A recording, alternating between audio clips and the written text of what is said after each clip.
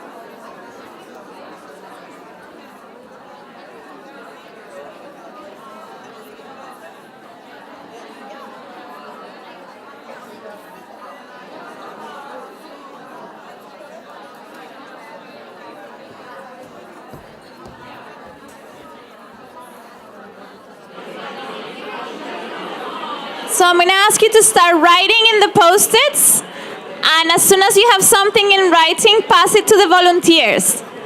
So write in the post-it one way in which your movement is inclusive and one way in which it is not inclusive.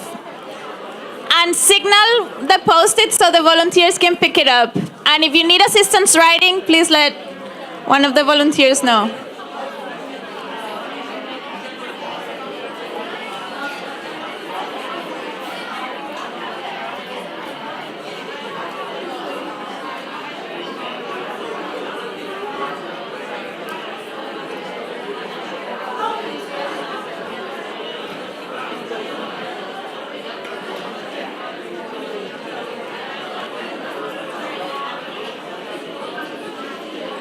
Would you like to write in the post-it? Yes, please. Do you mind? Let's just stick them in writing something in the post-it. Thank you.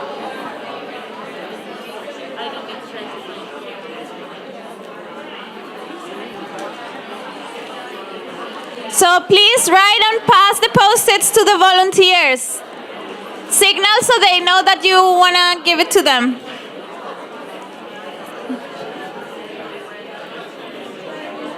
Wrap up your writing and pass it to volunteers to the side.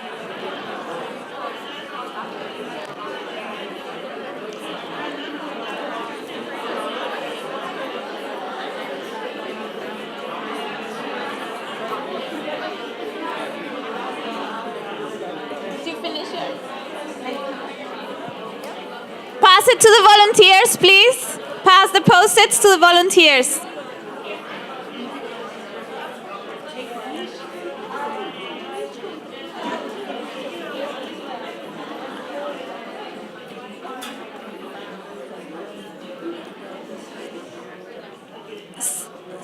So can some of you shout out what movements do you feel you belong to?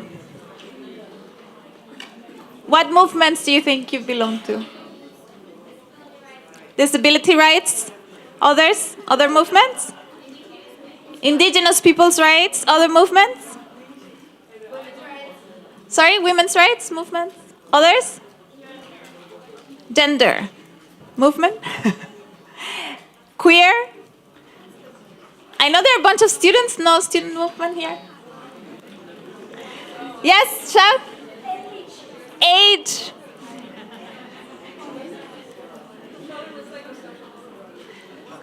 Psychosocial disability rights movement. So when we talk about movements, we're talking about collective power.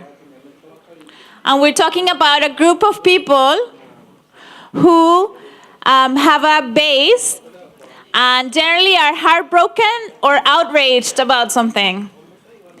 And get together to put an agenda to advance, to achieve something, and use that diversity of tactics and strategies over time to get there. And today we're going to listen to 3 examples of how movement work plays out, and also how intersectionality is a factor in the way those movements have worked. So if you still haven't passed your post-its, please give it to the volunteers, and we'll work them into them. So today, as the first speaker, I'm going to invite is Simi Lovu, who will refer to some of the work she has done on refugee rights here in Ireland. Thank you, Simi. Do I have to go there? No, if you want to speak sitting or... That's That's on. Yeah.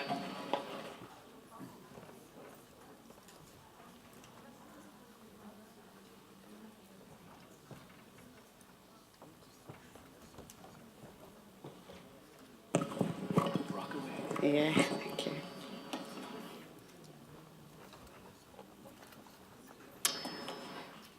A very good morning to everyone, and thank you very much to program directors for inviting me to come over. I'll be talking to you this morning about mental health issues which affect refugees here in Ireland. And I'm sure after raising some issues, everyone will agree with me that some of these issues also affect refugees globally. I'm an activist. I work with different refugees in the community.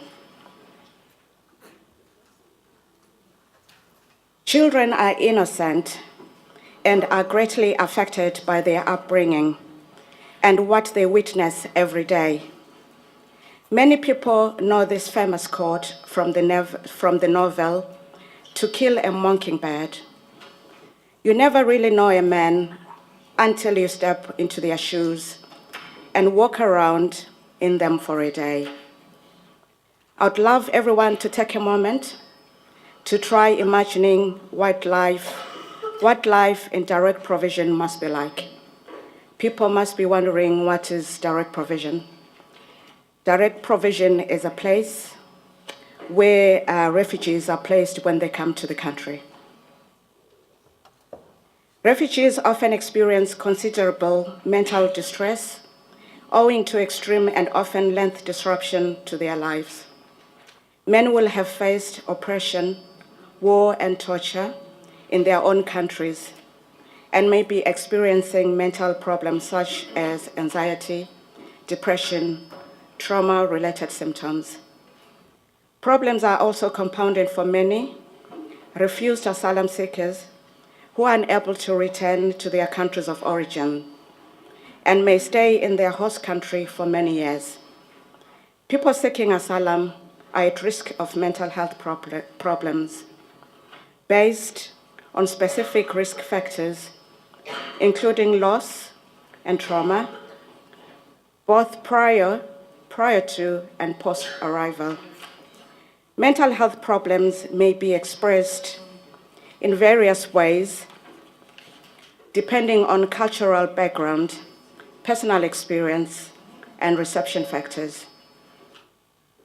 The key role that post-migration stressors may have is on adjustment, including the experience of loss, restricted access to appropriate supports, and limited educational and employment opportunities. There is a heightened risk mental health problems among asylum seekers who are placed in direct provision, especially children. Asylum seekers residing in the community, whilst their applications are processed, are not immune from negative mental health impacts.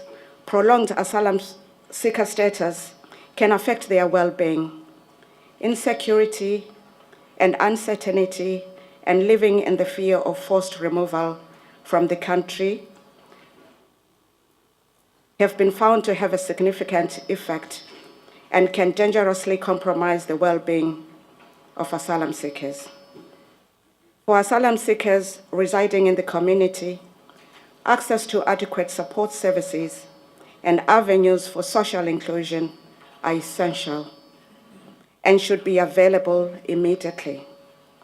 Discrimination and stigmatization are major factors that lead to adversity for asylum seekers leaving the country. Immigration flow of asylum seekers bring regular challenges to medical practitioners in terms of health service provision for asylum seekers in direct provision, and range of mental health care needs can develop such as disorder, anxiety, depression, psychosomatic disorders. The physical health of asylum seekers in Ireland is generally good. However, there are indications of significant mental health problems among this group. Looking at the mental health issues arising from the DP, living in limbo, uncertainty, loss of autonomy, limited rights, but also the reality that many people arrive into the system with mental health issues due to torture, persecution, loss of loved ones, and displacement. Diagnosis is usually difficult in such circumstances. Often people in direct provision are often considered depressed and prescribed antidepressants, and they do not understand themselves what is happening to them, as mental health for most in this group of people is associated with craziness. The first point of call is the GP, but there's no support after that. There's only one specialized service for this group of people, and that is based in Dublin. Due to the system of dispensal, people either can't access the services they need or must travel long distance to access them. This service has also limited resources as funding has been reduced, and hence there's a long waiting list with a first come, first served basis, and cases are not assessed on individual needs. This situation is also accepted by the fact that there is no identification of vulnerabilities or specialized reception for people who may need it. If you feel you don't fit in, you withdraw into yourself, and at this stage, your mental health can suffer. Victims of torture and serious harm living in these centers suffer in silence, as they often experience isolation and fear the initial stages of coming into the system and relaying one's refugee claim on arrival, and then thinking about the process and whether you have left any crucial information often affects mental health. People need to feel safe to begin to heal. This is extremely difficult with the uncertainty of the application. Long waiting periods for decisions, lack of activity and work, people suffering from depression, feeling isolated, lack of awareness of mental health issues. Symptoms can lead to a lack of understanding, compassion from others, compounds feelings of guilt, blame, shame, and isolation. We all know that trauma can affect lack of sleep, people sleeping at different times, night traumas, people being exposed to trauma, children being exposed to trauma, and this is all difficult. There's no private space for these people. Not being able to lock the door, having a private space for their information and their cases. They're faced with different scenarios. It could be fire alarms, which can trigger post-traumatic stress disorder. For some of them, there's no really proper support in terms of supplying them with a decent, like a chair to sit on.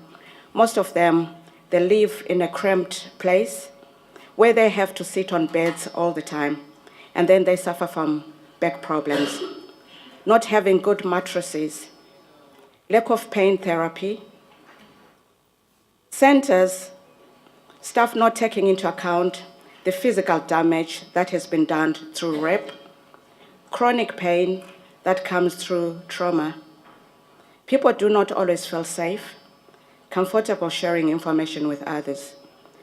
So majority tend to suffer in silence. Mother Teresa once said, and I quote, "Poverty doesn't only consist of being hungry for bread, but rather it is a tremendous hunger for human dignity." In terms of physical disabilities, many DP facilities are not equipped to accommodate and cater for people with disabilities. Wheelchair access, visual impaired, etc. Also, there's no specialized reception center for people who may have special needs. I would like then to leave you with this in mind.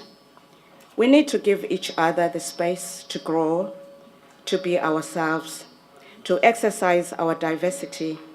We need to give each other space so that we may both give and receive such beautiful things as ideas. Openness, dignity, joy, healing, and inclusion. Thank you very much.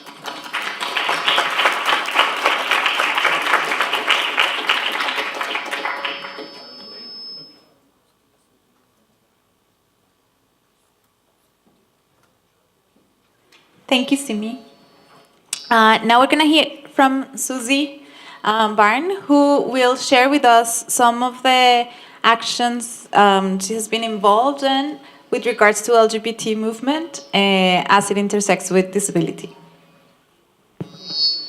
Thank you very much, Andrea, and good morning, everyone. And I want to thank the organisers for the opportunity to speak. I'm sad I was unable to attend until today, and I know I've missed so much discussion, and I hope I don't repeat too many of the ideas already explored. I know that people were speaking earlier this week about women and gender and intersectionality. I've decided today to focus on my experience of activism and inclusion and exclusion, and the temperature taking of disabled people and their feelings about the society they live in that I've engaged in, particularly in the past year. I speak as a disabled lesbian woman whose politics was formed in a time when gays, women, disabled people, travellers, they are our Indigenous community and many others, worked together to campaign for equality legislation in the mid-1990s. I learned so much from people including Donald Tolan, Rosaleen McDonough, Martin Naughton, and the people who wanted to leave the workshops they were trapped in working for no money, and spoke out but also feared the consequences. And I'm also shaped by an Irish culture of who knows who, and winks and nods, and powerful elites, religious and otherwise, and those factors remain to this day. I was also involved in the gay rights movement at that time and developed my campaigning and civil society knowledge from the experience of many talented activists who were aware of more than LGBT issues in their organising. And indeed, this week marks the 25th anniversary of the Decriminalization of Homosexuality, which has been marked by the government with an apology to LGBTs who were affected by the criminalization of homosexuality until 1993. After the equality campaigns ended in the late 1990s, early 2000s, and while we had a process of social partnership in Ireland, and that was a process of engagement by government with unions, employers and social partners, but that became more about wages and benchmarking and money and less about social and rights issues. So an awful lot of the identity movements and activist groups went back into their own little spaces, and some of them went very corporate in social movement and society building. Philanthropy arrived in Ireland in the last, well, I suppose in the noughties in particular.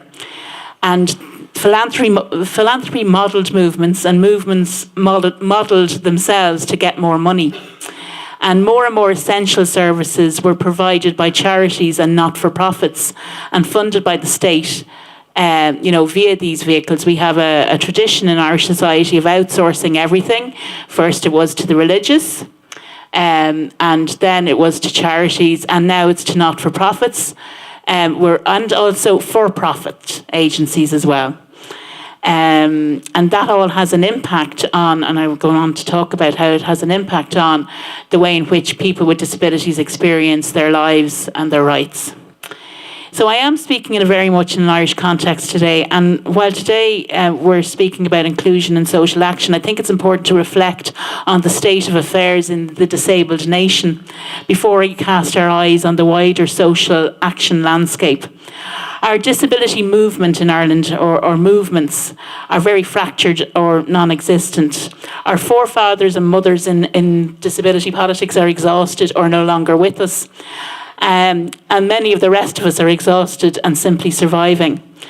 Many disabled people are segregated, not only in institutions, but also in their families and communities.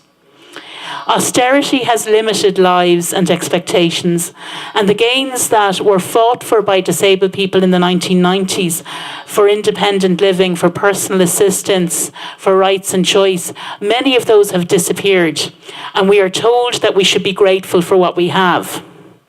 Disabled people are living longer. There are far more of us about. This should be a great thing. But many have experience of mainstream education only to graduate and find out that the real world is not as supportive as school or college was. Those of us who acquire disabilities face huge battles to stay in or return to our communities, and often become the focus of fundraising campaigns for essential needs, as people new to disability find out that disabled people don't get everything they need, and those who shout loudest often get heard. And sure, people will always chuck a few bob in a bucket to buy Johnny a wheelchair. There is a pecking order in disability in Ireland. Those with congenital disabilities, including intellectual disabilities, are often excluded by other disabled people or ignored. Those with psychosocial disabilities are excluded even further. Independent living movements have often left others behind. Impairment types moved to find each other on or offline and organised together to the exclusion of others. We rarely got the chance to meet each other, as we're now not often educated or siloed together. Yes, mainstreaming and inclusion has its disadvantages. There is also a feeling amongst many disabled people that we are not important in the pecking order widely in other civil liberties campaigning. The gays and lesbians got marriage. The women got their reproductive rights. Yes. And travellers and Indigenous people got ethnicity recognition. Not that we know if that actually means anything in terms of the rights that will be afforded to them. We have UNCRPD ratification finally, but it means nothing without the optional protocol. And with an infrastructure so much based on charity and assumptions of family as carers. And in fact, the wider society and political infrastructure do not know what disability or disability rights really means, and they don't know what the convention means at all. They think we're all safe now that it's been ratified.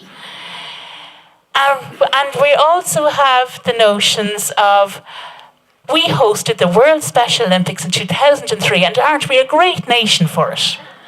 And isn't everybody wonderful? And I admit that earlier this week I sat in our national parliament, the Dáil, watching the Prime Minister give his apology to gay men and the LGBT community, and wondered when disabled people who for decades have been over-medicated, locked up, infantilised and allowed to die before their time will get our justice and freedom, never mind an apology for it, and recognition of state and society oppression and changes to our lives that do not include charity or a pat on the head. We have organisations calling themselves human rights bodies and disabled people, calling themselves DPOs, disabled people's organisations, who are actually service providers.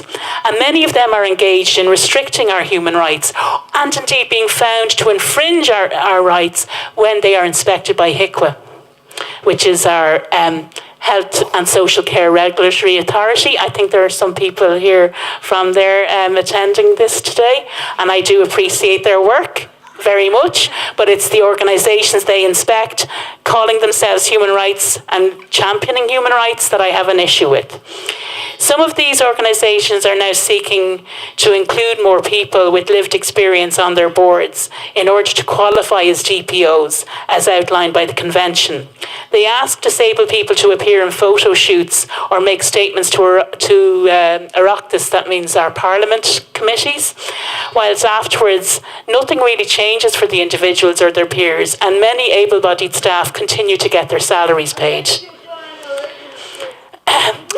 We also have many carers organisations and an infrastructure of support in place for carers, and that is very valid and essential, since so much of the support provided to disabled people is in the form of unpaid care. However, carers organisations are not disabled people's organisations, and that needs to be recognised in the debates that we engage in the future as we get ready for monitoring, shadow reporting and all the things that come as part of UNCPRD ratification. Those in other social movements are confused about disability, and sure, who would blame them? Many don't know who represents who, and they consume the same media everyone else does, and the medical and charity models often dominate their thinking when it comes to what are thought to be disabled people's issues. It's continually about ramps and access, and not about everything else that we have to go through as disabled people. And I think this context is important when considering inclusive social action movements, and I want to comment on just a few before I finish. The LGBT Pride event is now a major social event in Ireland, a major tourist event. And next week, tens of thousands of people will take to the streets of Dublin, including our Prime Minister, who is an openly gay man, government ministers, and many multinational companies will be eager to be seen as progressive and inclusive and put on lavish displays in the parade. However, this event has no access plan.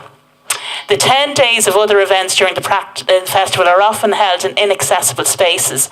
And when I and many other disabled people challenge the LGBT movement about this, we are often responded to, "Oh, you're right, we'll have to have a think about it." And nothing gets thought about next year, and the same thing just goes on over and over and over. This afternoon we'll hear about disability and reproductive justice, and I want to comment on our most recent civil society engagement in Ireland in the campaign to repeal the 8th Amendment. So many different groups were involved because so many people are affected by the 8th Amendment. And I want to recognise for the first time many disabled people felt heard by others and recognised and included in a wider non-disability specific campaign. Initially, I and others were very cautious about the assumptions that were being made by some and the lack of consultation and space for discussion and recognition of the difficulty that talk about reproductive justice presents to disabled people. However, space was made and consultation happened with us. Recognition was given to us as experts in our own lives by the wider women's movement and reproductive rights movements. And importantly, there was a discussion about language before things took place, and I think that was really helpful. And the experience of disabled people was used, and I mean, both Evie and I would have participated in events and spoken about things, and on behalf of the wider Together for Yes movement, you know, and I think we're now seeing, and what I am so overjoyed about, a new cadre of disabled activists is emerging as a result of their positive experiences about being involved in a winning campaign. And that winning campaign is important because it's good when your first campaign's a winning campaign. It means you'll go and do it again, you know, another time. So the chance to talk about our needs as people and as parents, as those who do not or cannot parent, as lovers, as friends, you know, that opportunity is invaluable and won't go away. And I hope to see discussions and inclusion and listening continue. Assumptions need to stop being made in other campaigns, and education of ourselves and others needs to continue. I also want to mention Migrants' Rights Ireland, who in their campaigning for better pay and conditions for migrants who provide so much paid care in this country, included the perspective of disabled people in a campaigning group. And that was really good to see. They didn't need to be asked. They came and looked for disabled people to work with them, to look at improving the training, rights and conditions of migrant workers who are involved in care. And you know, that's going to be the next big issue, or one of the next big issues that we will have, you know, in Ireland about care, about housing, about welfare, about how we provide support for others. And it is going to be a campaign, or, you know, a discussion that involves so many different people. We need, though, to have a strong disabled people's movement. For us to be included in these discussions, we need to. We won't see these broader civil rights movements being inclusive if we're not strong enough to take part ourselves, and that's why I'm involved in trying to encourage people to create a genuine disabled persons organisation, one that is not involved in service provision, one that is free from conflict, and we need to have conversations about the money that funds social action campaigning, where it comes from, what its expectation of that money is, be that government funding, philanthropy or corporate social responsibility monies and actions. There's a lot to do. We have 13.5% of the population here who say they have a disability according to the census. We have to look at the UNCRPD and teach people what it really means. Education about that issue began in 2007. We were so long waiting for ratification that people forgot what it was really about. And so we need to educate people how to fight for their rights and to include everybody in those conversations and to seek our place in those wider social action movements. And I'm looking forward to the other conversations today, and I hope that I've given you some food for thought. Thanks very much. Thank you so much, Susie. Many important points. And now I want to pass the mic to Evie, who's going to share some of the experiences working on Repeal the 8th campaign here in Ireland and the intersections with disability and her role in it. Thank you. Hi everyone, my name is Evie Nevin. I am relatively new to the activism field. Before that I was a blogger, and that's been severely neglected in the last few months since I got involved in the Repeal the 8th campaign. I am diagnosed with a condition called Ehlers-Danlos syndrome. I was diagnosed in 2013 after a long battle in finding a diagnosis. I was told I was depressed. It was all in my head. Been on antidepressants for 8 years.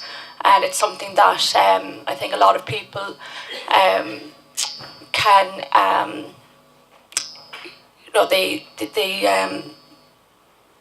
they have experienced the same thing here, where we're fobbed off, and particularly women. There's a lot of gender bias in medicine here in Ireland. But so because there is no consultant here in Ireland for my condition, and my children have also inherited the condition, we have to travel to London to get appropriate care. And the HSE do not cover the cost, so we have to fundraise tens of thousands to go to London. So last year we had to raise €15,000 for myself and my 2 children to go and see consultants and physiotherapists, etc. in London.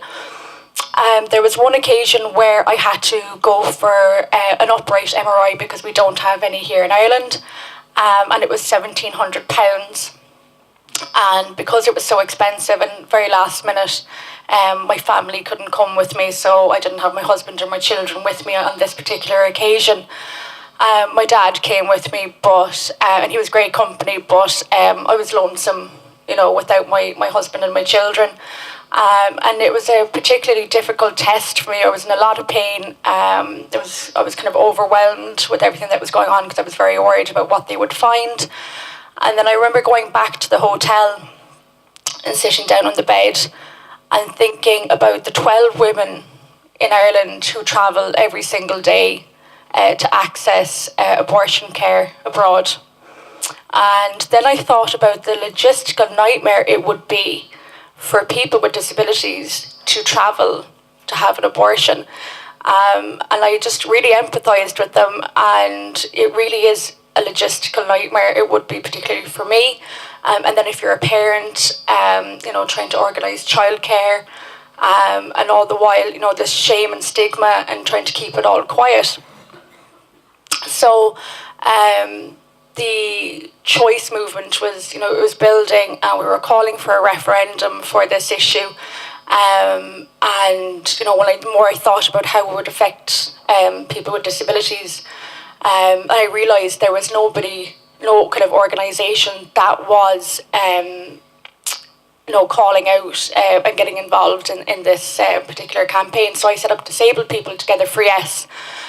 And it was very, very slow to start with. And of course, a lot of people were referring to us in very, very negative ways, such as we're like turkeys celebrating Christmas was one thing that people had said to us. They were saying, how can you advocate for repeal the 8th? It means that all disabled people will be wiped out. We won't exist anymore because apparently people don't choose to carry their children for love. It's only because of law, apparently. Eventually it slowly started being built up when I did my very first speech on International Women's Day in Cork City. And I explained to people the logistical nightmares of if you have mobility issues. We know that the majority of people here in Ireland with disabilities are living in poverty or very, very low income. So to raise the funds to travel would be virtually impossible. Then, of course, you have deaf people here in Ireland who speak Irish Sign Language. And then, of course, British Sign Language might as well be Japanese because it's so different. And there was all these various different reasons why it would be so difficult for people to travel. And I travelled around the country explaining to people these issues. And each time I did this talk, I had 2-3 people every single time come up to me and say, I hadn't thought of it like that. I didn't think about people with disabilities. And they went from no votes to yes votes. So it was really amazing. And it made travelling the length and the breadth of the country totally worth it, especially with chronic pain and chronic fatigue and dealing with all that. So it was totally worth it. So the way we kind of got more people involved in the campaign was social media. And social media is a brilliant tool because a lot of us can't get out of the house. We can't travel, the length and the breadth of the country to have meetings about what to do next in the campaign. So we set up a Facebook group for all of us to get involved, to share ideas, what to do next, what can we do. I had people who had amazing qualifications in the group, so delegated a job for each of these people, whether it was doing graphic design, whether it was writing up articles, getting people to write letters to the newspapers. There was something for everybody to do in the comfort of their own home. If they felt like they couldn't get out and do speeches across the country. And some of them did, with help.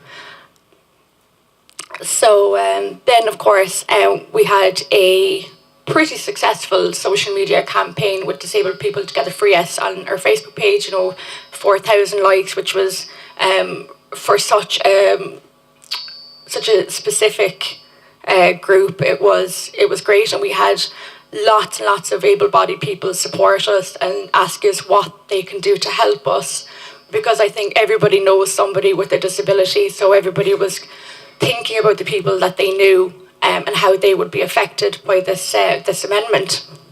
So one thing that we did that was inspired by In Her Shoes campaign, we asked people with disabilities and chronic illnesses to send us their stories about how they were affected by the 8th Amendment. We had people who had never been pregnant before and they explained how they would be affected. We had people with disabilities who had to travel for abortions because of their health, and they couldn't access anything here because their health was on the line, not necessarily their lives. And we had a very, very inclusive campaign in the sense, not just for people with disabilities, but we included transgender people in our campaign, and we had stories from asylum seekers and refugees as well, who also shared their stories with us, and they were heartbreaking stories that people really didn't realise. They didn't think about how this would just affect able-bodied people, but people from different countries who can't leave the country to access abortions while they're waiting for asylum. We got involved with, myself and Susie got involved with Inclusion Ireland, and we did a press conference, and it was Inclusion Ireland were advocating for a yes vote, and they joined the umbrella of Together for Yes. And that was, I think that was a great stepping stone for other people who were kind of apprehensive about joining the campaign. And when they saw that that disability groups were getting involved in the campaign, that they felt a little bit more brave to step up and say, yes, I am for this, because we did get an awful lot of flack about advocating for a yes vote. And we were very mindful also of language, because it's not just, straight women who need to travel for abortions, as many people didn't really understand that, gay women can and do get pregnant, and that transgender men can and do get pregnant, and people didn't kind of understand this. And a lot of people said to me, why do you say pregnant people and not women? And I'm like, because of transgender men and non-binary people. And they were like, but you're going to confuse people. And I was like, there's nothing confusing about saying pregnant people. People know what we meant, so it wasn't difficult. And unfortunately, that was something that wasn't kind of pushed by other organisations within the campaign, that it was women, and it was actually very upsetting. There was one speech I did in Kildare early on in the campaign, and I was using this language, pregnant people, and I brought up transgender issues, and there was a man who stood up at the end and announced himself as a transgender man. He was like, thank you for being inclusive, because he said it's not really happening and people aren't thinking about how we're affected, especially with the legislation as well. And they were worried about the language in the legislation and if they were going to be included, and they were afraid that they would still have to travel if this focus of women. So going forward, there's still so much to do. I've asked people to send me a list of things they want us to campaign for next, and it's a very long list. At the moment, what I'm kind of focusing on is there are still people in this country who still have to travel for their healthcare, myself included, my 2 children included. People who have to travel up the north for eye surgeries, people who have to travel to Barcelona for surgeries, to America for surgeries, etc., etc. So that's something I'm going to focus on, because it's still about autonomy as well. Independent living is another thing, and also really, really important, more supports for parents with disabilities, to allow them to parent as best they can with proper supports, because it doesn't really exist here in Ireland. We find it very difficult, myself and my husband. My husband's my full-time carer. We have 2 children, and even with him at home, it's still very difficult for the 2 of us to do the day-to-day things of cooking and cleaning, and my husband tries to work as well, so it's very difficult. So those are the things that we're going to focus on in the future, and if anybody is interested in getting involved with it, do come up and chat to me, because the more the merrier would be great. So thanks very much.